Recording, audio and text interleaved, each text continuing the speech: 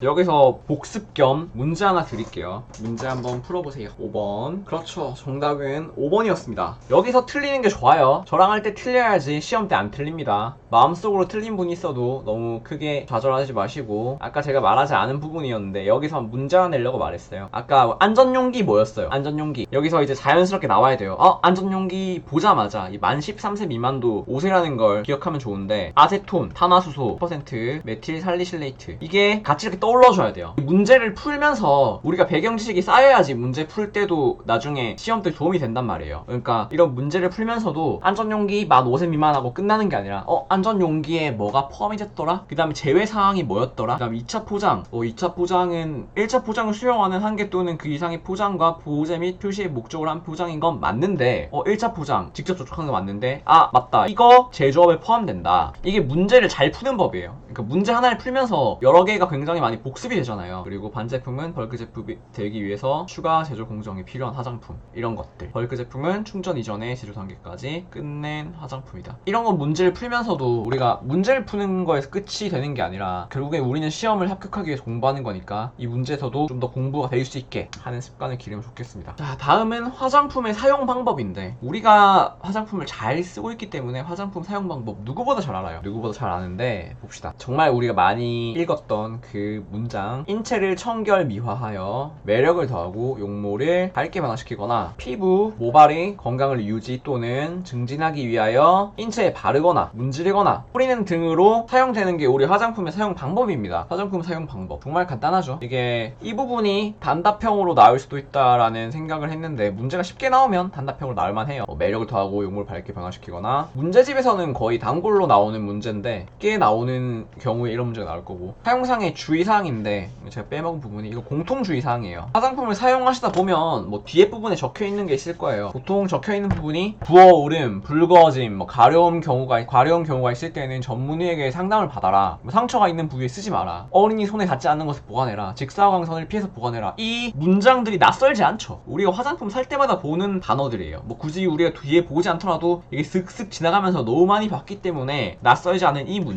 문장이 우리 공통 사용상의 주의사항인데, 여기서 낚시로 많이 나오는 게 붉은 반점, 부어오름, 가려움 등의 부작용은 전문의와 상담하는 겁니다. 저희와의 상담한 영역이 아니기 때문에 이런 경우 맞춤형 화장품 조제관리사를 찾아간다, 책임 판매업자를 찾아간다, 이런 건 틀린 내용이고요. 상처가 있는 부위 등에는 사용을 자제한다라는 건 너무나도 이제 기초적이고 베이직한 내용이기 때문에 똑같은 말이지만 틀릴 일은 없을 거예요. 어린이 손에 닿지 않는 곳에 보관, 직사광선을 피해서 보관, 직사광선을 피해서 보관이 직사광선이 놓이는 곳에 보관을 한다, 이런 내용이 있을 수 있겠는데 굉장히 쉬운 내용입니다. 저번주에 비하면. 빨리 넘어갈게요. 오늘 1시간 내로 끝낼 수 있을 것 같아요. 화장품 사용 방법에 개별 사항들이 나와요. 개별 사항에 대해서는 제 영상 리스트 중에서 하나하나 찝어드린 게 있거든요. 그게 좀 정확히 보고 싶으신 분은 개별 사항은 그 전에 있는 영상으로 확인을 해주시고, 왜냐면 너무 간단해요. 개별 사항에 대한 내용. 스크럽 세안제 사용 주의사항, 사용 방법, 팩, 외부 세정제, 피부 연화 제품, 에어로졸 사용하는 제품 등등등 있는데, 눈에 들어갔을 경우에 씻어낸다. 에어로졸 사용한 제품은 거리를 20cm 이상 떨어뜨려서 분사하고, 그런 내용들인데, 이게 강의로 가르칠 만한 내용은 아니라고 생각을 해요. 충분히 혼자서 모르겠는 부분을 체크하고 넘어갈 수 있는 부분이고, 내용이 굉장히 쉬운데, 그래도 그 중에서 우리 알파 하이드록시 애시드에 대해서는 한번 짚고 갑시다. 이거 기출 문제죠. 저희 글라이콜릭 애시드라고 적어서 틀린 것 같은데, 아하는 쉽게 말해서 우리 식물성 산이라고 했죠.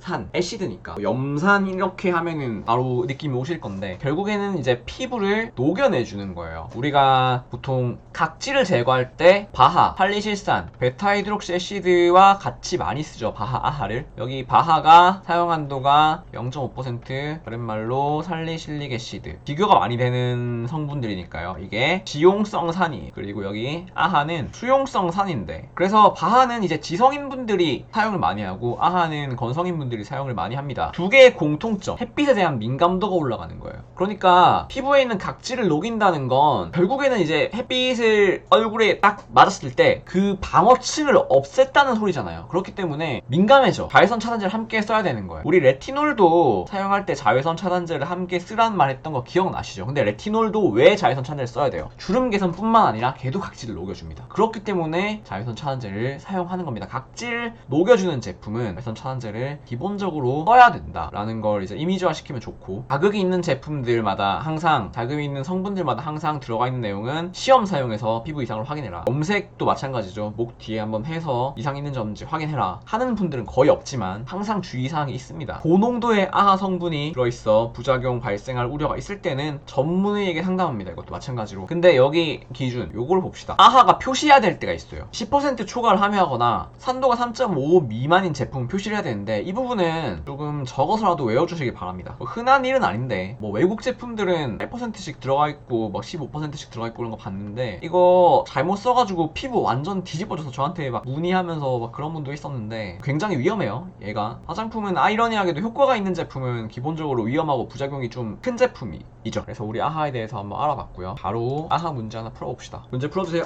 어우, 잘 맞추시네요. 이런 것도 이제 우리가 방금 문제를 봐서 여기 10% 이상 표시랑 3.5 산도 미만, 이거 기억해 주시면 좋은데, 효과가 우수한 것도 맞지만 이것도 부작용이 있다고 했죠. 이번 문제 다들 잘 하시네요. 착할 수 있으시겠습니다. 오늘 내용은 별로 안 어렵죠. 그래서 방금 우리가 배운 내용은 화장품의 사용 방법이랑 화장품을 사용했을 때 주의사항을 굉장히 압축시켰어요. 이거 아마 책으로 보면 한 10페이지 될 수도 있어요. 10페이지는 좀 과장이고 한 10바닥 정도 될 것 같은데, 그 제품들을 전부 다 외울 필요는 없다는 거, 하지만 한 번은 확인해야 된다는 거, 사용사항의 주의사항을 한번 봤습니다. 우리가 이제 위의 사례를 보겠습니다. 위의 사례란 화장품의 사용 중에 발생한 바람직하지 않고 의도되지 아니한 징후, 증상 또는 질병, 그러니까 안 좋은 일이 일어나다라는 거예요. 근데 여기서도 중요한 건 당해 화장품과 반드시 인과관계를 가져야 하는 건 아님. 그러니까 화장품 위의 사례인데 화장품이랑 상관없어도 된다 이거예요. 굉장히 아이러니한 말이지만 이 말인 즉슨 사소한 거 하나라도 보고해라, 이런 느낌으로 받아들이면 될 것 같아요. 사람들이 이거 화장품이랑 관련 없는 것 같은데 이건 뭐 안 보고도 되겠지, 이런 걸 약간 방지하려는 목적으로 보이는데, 화장품이랑 반드시 인과관계를 가져야 되는 건 아니다, 위의 사례는. 그리고 여기서 위의 사례라는 건 소비자, 그러니까 우리 고객들한테만 해당되는 게 아니에요. 우리가 입는 것도 위의 사례예요. 그래서 사람들만 조심하게 하지 말고 우리도 조심하게 사용해야 된다라는 걸 생각하시면 좋고요. 이 위의 평가 과정은 또 기출문제 나왔었죠. 위의 평가. 위의 평가의 인체 내 독성을 확인하는 위험성 확인 과정. 그러니까 얘가 위험한지 안 위험한지 확인을 먼저 해야 된단 말이에요. 인체에 노출된 허용량을 산출하는 위험성 결정 과정, 인체에 노출된 양을 산출하는 노출 평가 과정. 이렇게 말하시면 다들 못 알아듣습니다. 저는 알아요. 결국엔 위의 평가. 위험한지 안 위험한지 확인하겠다는 건데, 처음에는 보는 거예요. 이게 처음에 단계별로 거쳐서 확인될 거 아니에요. 인체 내 독성 있나 확인을 해봅시다. 근데 위험해. 위험한 걸 확인했어요. 이게 위험하네? 예를 들어서 위험한 성분을 발견합시다. 위험한 성분 이름은 쭈니옥사이드예요. 산소가 굉장히 무서운 성분이거든요. 그래서 쭈니옥사이드가 있는데 이 성분 인체에 독성이 있을 것 같은데, 쭈니옥사이드 위험성 확인했습니다. 근데 위험해. 위험해서 이거를 이제 인체에 노출된 허용량을 산출해야겠어. 그러니까 뭐 퍼센테이지 같은 거 있잖아요.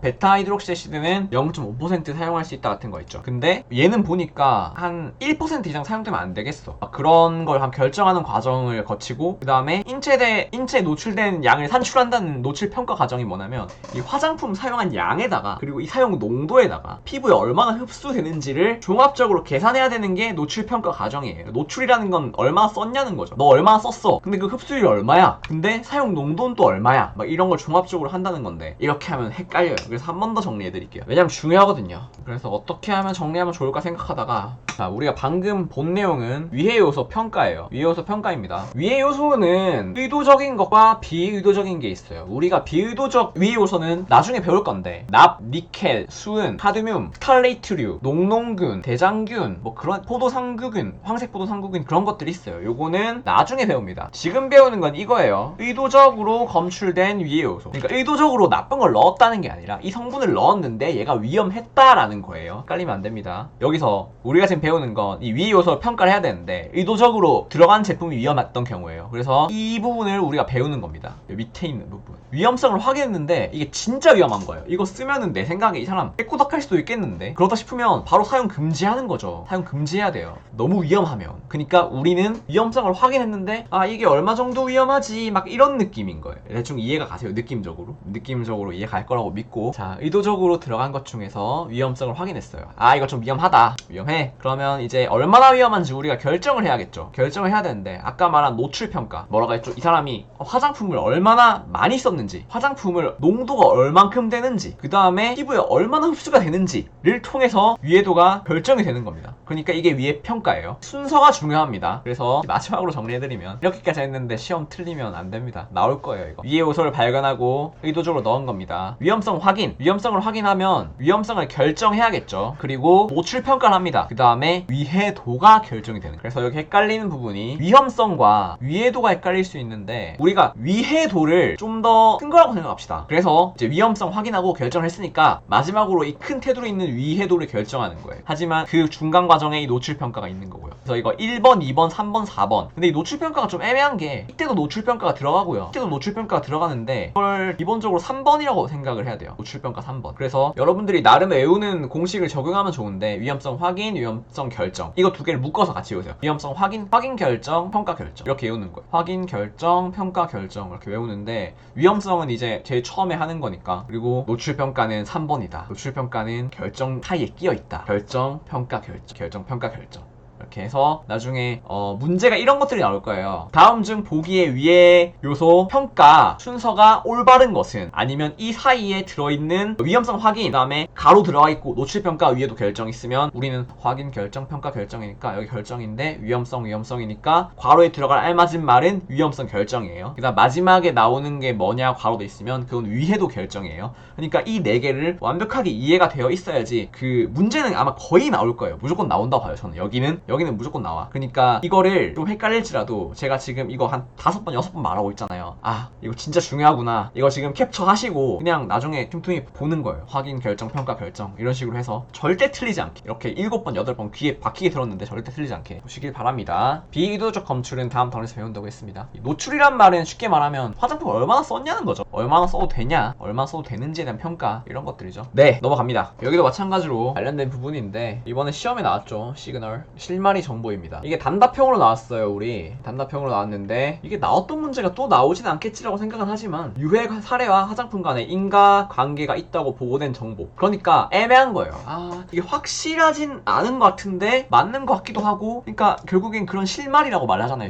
시그널이라는 건 그러니까 좀 되게 애매한 거잖아요. 그러니까 이것도 애매한 거예요. 아, 이거 인과관계가 알려지지 않거나 입증 자료가 불충분한데 근데 가능성은 있어. 되게 애매해. 그러니까 이게 실말인 거예요. 이걸 보고 실말이 정보라고 합니다. 이거 단답형 문제로 나왔고 많이 맞추셨죠. 그리고 얘랑 같이 묶여있는 게 이 안전성 정보예요. 그래서 저는 개인적으로 다음 시험에는 얘가 나올 수 있지 않을까. 얘네 둘이가 세트거든요. 얘네 둘이가 세트로 나와 있는데 위에 친구가 나왔잖아요. 실마리 정보가. 그럼 안전성 정보가 단답형으로 나올 만하지 않나. 화장품과 관련해서 국민보건에 직접 영향을 미칠 수 있는 안전성, 유효성에 관한 새로운 자료, 유해 사례 정보 등. 근데 굉장히 쉬워요. 그냥 안전성, 유효성에 관한 새로운 자료, 유해 사례 정보 등은 안전성 정보인데 근데 이게 단답형으로 보잖아요. 화장품과 관련하여 국민보건에 직접 영향을 미칠 수 있는 안전성, 유효성에 관한 새로운 자료, 유해 사례 정보 등을 뭐라고 하는가라고 나오고 빈칸이 딱 나오면 안전성 정보가 안 떠오를 거예요. 진짜 안 떠오릅니다. 네, 장담한다. 오히려 이런 평범한 것들이 더 안 떠올라요. 보면 바로 끄덕끄덕하고 넘어가기 때문에 우리가 안 외우는 거예요. 실마리 정보랑 안전성 정보랑 묶어서 외우시고 결국에는 안전과 유해에 관한 정보예요. 그리고 이제 우리가 지금까지 했던 게 유해 사례인데 유해 사례랑 중대한 유해 사례랑은 차이가 있다는 거 아시죠? 설명을 해야 되나? 중대한 유해 사례는 말 그대로 중대한 거. 화장품을 쓰다가 깨꼬닥한 거예요. 갔어,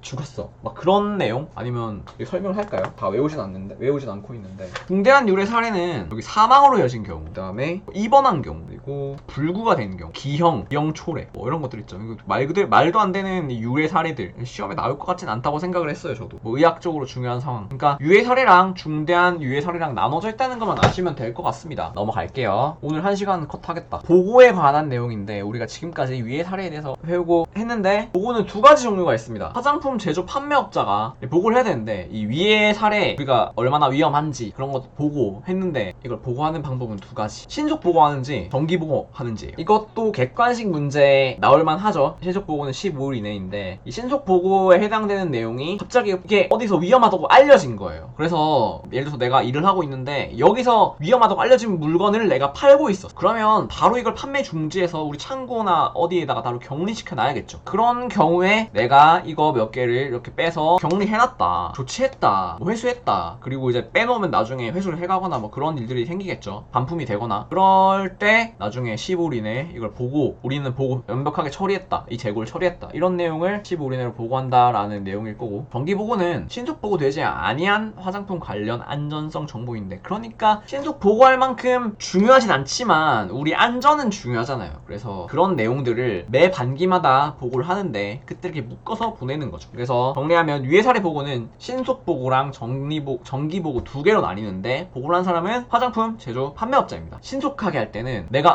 이거 위험해라고 알게 된 순간부터 15일 이내, 그리고 정기 보고는 매 반기 종료 후에 1월 이내. 그러니까 반기라는 건 6월 딱 끊고 12월 딱 끊잖아요. 6월, 12월 반기, 분기, 반기, 연 이렇게 끊으니까 12월에 끊는데 한 달, 1월 이내, 1월 말까지, 6월에 끊는데 10월 말까지 이렇게 하는 거예요. 오늘 좀 빨리 끝났네요. 아마 마지막 문제가 있을 거예요. 네, 문제 풀어주세요. 네, 맞습니다. 제가 문제를 배우기 전에 한번 물어볼걸 그랬는데, 오늘 내용 어땠어요? 그렇게 크게 어렵지 않죠? 오늘 2단원을 끝냈어요. 이렇게 최대한 줄이면서 했습니다. 오늘 배운 내용도 한번 정리해서 A4 용지에다가 뭐 배웠는지를 복기해보고 적어본 다음에 쓰시는 게 매우 중요합니다. 이렇게 써보는 과정이 있어야지 내용이 맺게 되거든요. 특히 오늘같이 약간 쉬운 내용 있죠? 이렇게 쉬운 내용이 전 설명하기 더 힘든 것 같아요. 뭐라고 약간 쉽게 설명해줘야 되는지 잘 모르겠는데, 그래도 약간 도움이 되셨나요? 이 내용 공책에다가 오늘 배운 거 적어보고, 기억 안 나는 거 한 번 더 보고, 그러고 다시 적고, 그렇게 해서 이제 제가 강의마다 이 숙제를 내니까 이거 숙제하셔서 방에 올려주시면 제가 검사하겠습니다. 물론 이건 자율입니다. 오늘 궁금하신 거 있으세요? 왜 강의 때마다 말하는데 저 6월 15일에는 강의가 없습니다. 6월 15일 강의 없음. 다음날 할게요. 화요일. 제가 시험이 있어서 시험 공부를 좀 해야 될 것 같아요. 뭐 개인적인 거라서 비밀입니다.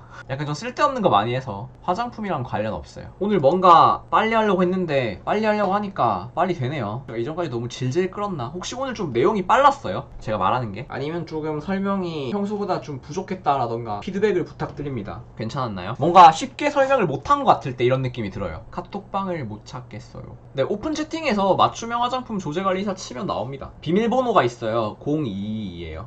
오늘도 시청해주셔서 감사하고요. 다음 강의도 잘 준비해서 3단원 오도록 하겠습니다. 다음 주엔 제가 놀러 가거든요. 저 오랜만에 놀러 갑니다. 거제도 놀러 가요. 거제도. 제가 블로거가 지금 13년 차예요. 중학교 3학년 때부터 했어요. 블로거 13년 차. 나중에 유튜브에 블로그 하는 법에 대해서도 한번 올려볼까 하는데, 예전에는 하루에 3만 명씩 왔는데 이 뷰티 카테고리가 생각보다 많이 오는 것 같으면서도 잘 안 와서 지금 블로그 하나를 더 오픈 준비 중이거든요. 블로그를 3개 하려고 하고 있고, 한 개는 뷰티 카테고리, 그 다음에 하나는 패션. 사실 이건 잘 안 될 것 같아요. 거제도 혹시 맛있는 거 아시는 분 있어요? 저 카페는 없습니다. 다음 주는 월요일 합니다. 다음 주 월요일 해요. 월요일날 제가 월차 쓰고 놀고 집에 와서 바로 강의 킬게요. 블로그 3개 관리요?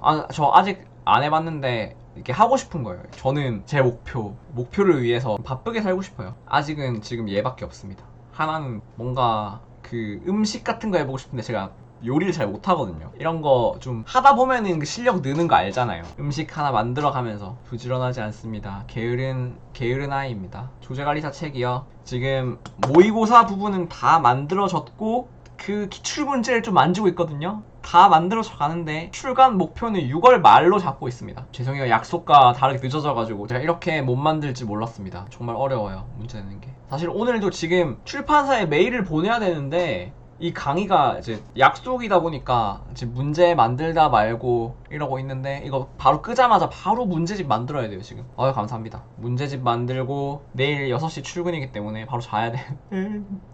요새 너무 힘들어요. 근데 안 힘든 게 더 힘들어요. 힘든 게 최고예요, 차라리.